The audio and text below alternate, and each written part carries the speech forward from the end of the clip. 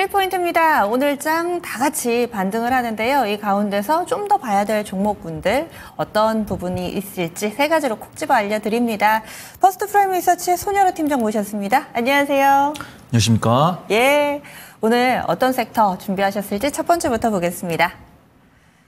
예, 주 중에 분위기가 확 바뀌었죠. 특히나 조선 섹터는 트럼프 수혜주로 급부상을 하면서 강세 움직임을 나타냈습니다. 어제가 사실 이 모조리 급등이었고요. 오늘은 종목군 가운데서는 약간은 엇갈리는 모습을 나타내고 또 일부는 윗꼬리를 다는 흐름도 나오고 있습니다. 조선 섹터 트럼프 수혜주로 봐야 될 것인가 아니면 산업적인 측면 뭐 여러 가지가 있을 텐데요. 조선 섹터를 볼 때 어디에 포커스를 맞춰야 될까요?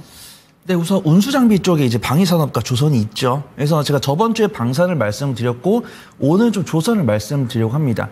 이 조선을 좀 한 줄 평을 해본다고 한다면 실적이 대략적으로 2년에서 3년 정도는 안정적으로 나올 것인데 중국이 맹추격을 하다가 어떤 트럼프 대통령이 이제 한 줄기 밧줄을 내렸다 그렇게 좀 평가를 해보도록 하겠습니다.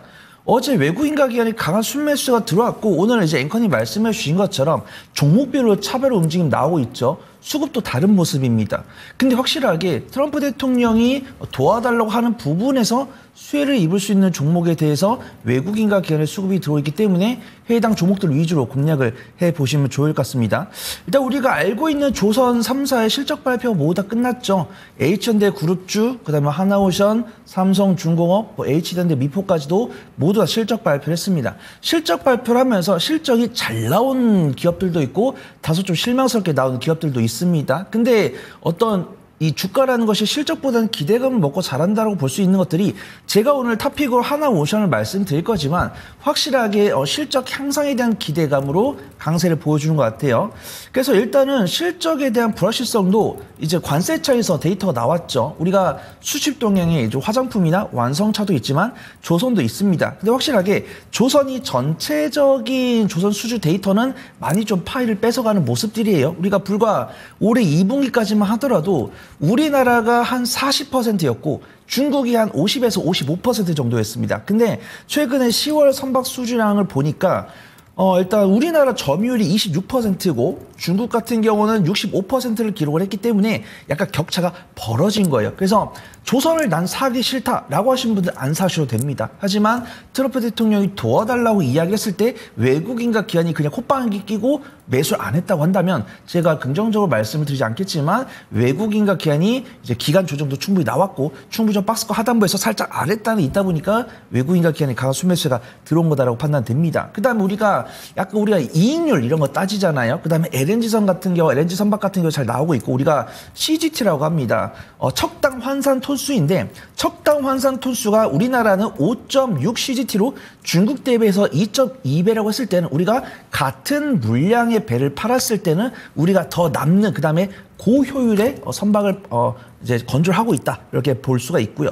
트럼프 대통령이 이제 어제 전화를 통해서 우리나라의 이제 조선 기술을 토대로 우리나라를 좀 도와달라라고 이야기를 했을 때 종목들의 움직임이 달라진 것 같아요. 어제 같은 경우 사실 너나 할 것 없이 외국인과 기관의 순매수가 들어왔는데 순매수 금액이라든가 일간 변동성은 달랐습니다. 근데 오늘은 어떤 종목이 오긴지 확인이 되더라고요. 그래서 제가 오늘은 하나오션이랑 H현대 중공업을 이제 조선 쪽에서 말씀을 드릴 거고 기자재 중에서는 성광밴드랑 태광을 말씀을 드릴 건데 이 종목들의 특색이 있습니다. 물론 이 조선 기업들이 정합 조선 기업들이기 때문에 뭐 상선만 하는 기업도 없고 LNG선만 하는 기업도 없고 잠수선만 하는 기업은 없어요. 근데 우리가 하나오션과 H현대 중공업을 말씀드렸을 때 색깔이 딱 눈에 보입니다. 하나오션 같은 경우는 LNG선도 진행을 하고 있지만 잠수함이나 이런 특수선 관련했을 때는 삼성중공업보다 근소하게 앞서고 있고요. H현대 중공업 같은 경우는 엔진 관련을 하고 있습니다. 그 다음에 제가 언제 말씀드린 적이 있는 것 같은데 중국에서 아무리 선박 수주량 절대치를 앞서고 있어도 결국 엔진은 우리나라 걸 쓸 수밖에 없기 때문에 H현대 중공업 반사 이익을 가져갈 수밖에 없다라고 판단해요. 그 다음에 더군다나 지금 미국에서 우리나라한테 조선 사업 이제 협업을 하자고 했을 때 저는 미국 이제 정비창 MRO 사업을 집중을 했습니다. 그래서 저는 이 탑픽을 이미 아침 10시 반부터 꼽아드렸는데 이 수급의 변화가 이미 12시 넘어가면서 확연하게 나오는 모습입니다. 그래서 뭐 HD 한국 조선해양이라든가 삼성중공업 같은 게 조금 외국인과 기관 매도세가 나와요. 근데 하나오션이랑 HD현대중공업 같은 경우는 외국인과 기관의 수준 매수가 들어온 이유가 아무래도 이 하나오션 같은 경우는 지금 가장 MRO 수주를 유일하게 땄죠. MRO 정비 수주를. 그래서 6월 달에 미국 필리주 선수도 갖고 있고 8월 달에는 군수 지원함 MRO 계약을 체결했습니다. 근데 HD현대중공업 같은 경우는 7월에 미군과 해군 보급 체계 사령부와 함정 정비 MOU를 체결한 상황입니다.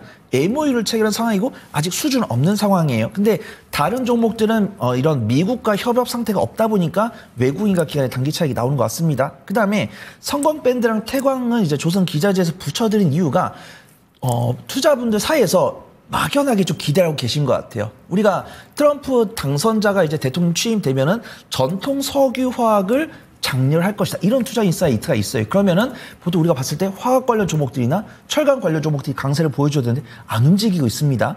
그 다음에 WTI 원유 선물 가격이나 천연가스 선물 가격도 안 움직여요. 근데 조선 기자재 관련 종목들은 움직입니다. 물론 뭐 KPS나 이런 좀 특수한 시가총액이 막 600억대 되는 종목들은 안 움직이고 있지만 우리가 피팅 밸브나 뭐 LNG 보온제 이런 종목들을 봤을 때 피팅 밸브 중에서 뭐 화성 밸브나 이런 종목들도 있잖아요.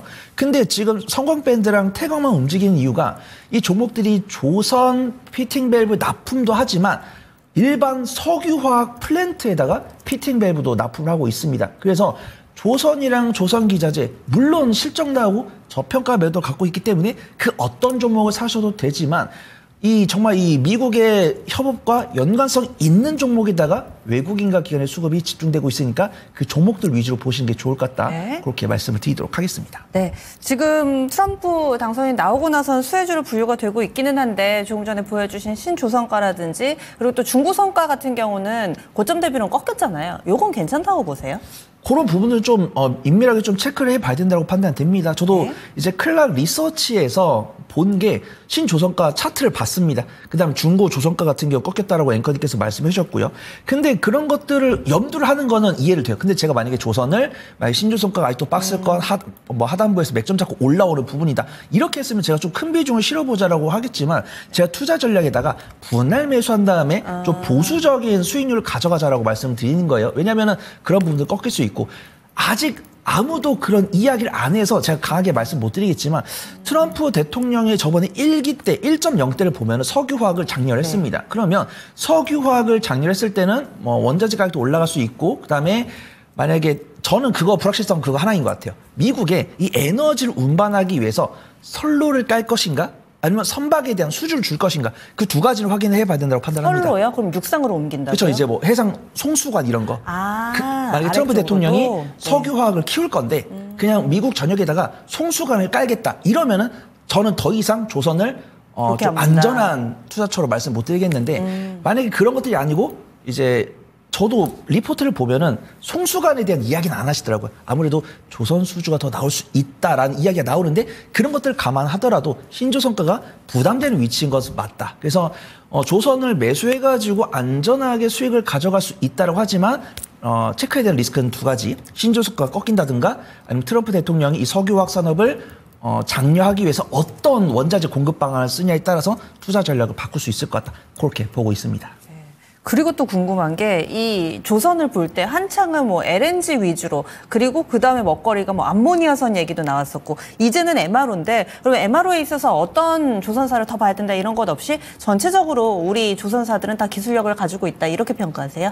아니요. 저는 MRO 같은 경우는 하나오션이랑 HD현대중공업만 보고 있습니다. 그러니까 HD한국 조선해양도 LNG선 일부가 있는데 이제 LNG선의 매출비 높은 거는 삼성중공업이죠. 그다음에 하나오션은 LNG에다가 잠수함인데 여기서 미국에 진출한 기업은 이 두 개밖에 없는 것 같습니다. 거기다가 MOU를 맺은 기업은 하나오션이랑 H현대중공업인데 H현대중공업은 MOU 상태고 그다음에 하나오션 같은 경우는 8월 달 실제로 MRO 계약을 체결했기 때문에 그런 거죠. 제가 오늘 탑픽주를 제가 조선 종목을 막 10개 다 꼽아댈 수 없잖아요.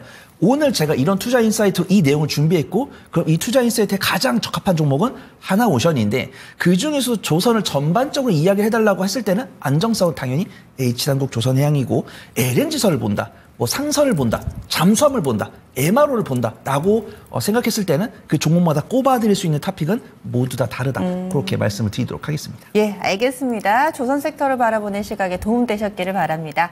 다음 두 번째 포인트 넘어가 보겠습니다.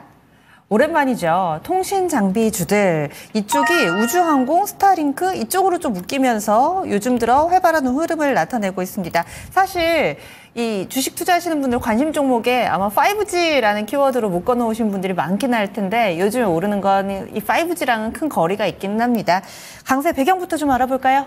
그렇습니다. 앵커님께서 정확히 말씀해 주셨는데 개인 투자분들의 계좌를 보면 반도체랑 2차전지 많잖아요. 그쵸. 반도체랑 2차전지가 많은데 근소하게 5G 통신 장비가 종종 보였습니다. 그래서 맞습니다. 작년에 네. 언제냐면 작년 아직도 기억나 2023년 1월에 새해가 시작되면서 삼성전자 이지영 회장이 우면동에 그 방문하면서 6G를 새로운 먹거리로 삼자라고 이야기한 뒤로 이야기가 안 나오고 있습니다. 그러다 오랜만에 좀 낙수 효과가 얻는 것이라고 판단되고 있고요.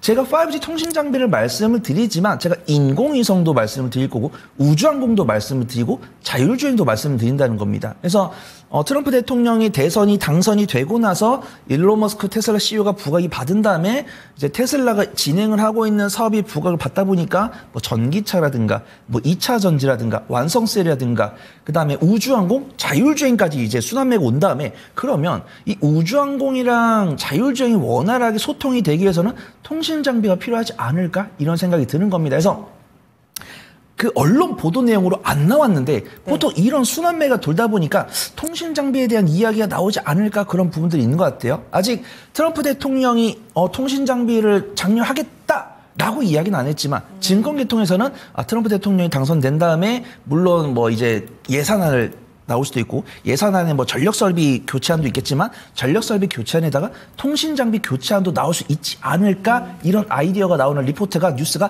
종종 나오면서 외국인과 기관의 픽을 받고 있고 그중에서도 흑자가 나오는 종목이 한두 개가 있지만 외국인과 기관의 픽이 들고 있고 근데 저는 6G에 대해서 그냥 중립적인 이야기라서 투자 전력도 말씀드리겠지만 이 종목 역시도 일단 흑자가 나오는 종목들 중에서 시가총액이 작은 종목들 중에서 성장성, 실제 수혜를 가져갈 수 있는 종목들 위주로 매매를 해보자라는 말씀이고요. 제가 시총은 작은 거요? 그렇죠. 큰 게 아니라? 너무 크면은 예. 뭐 SK텔레콤이나 KT 정도 말씀드릴 수 있고 예. 시총이 작더라도 저는 1,500억은 넘어야 된다라고 판단합니다. 네. 시가총액이 1,500억이 안 되면서 일간 변동성이 나온 종목은 있어요.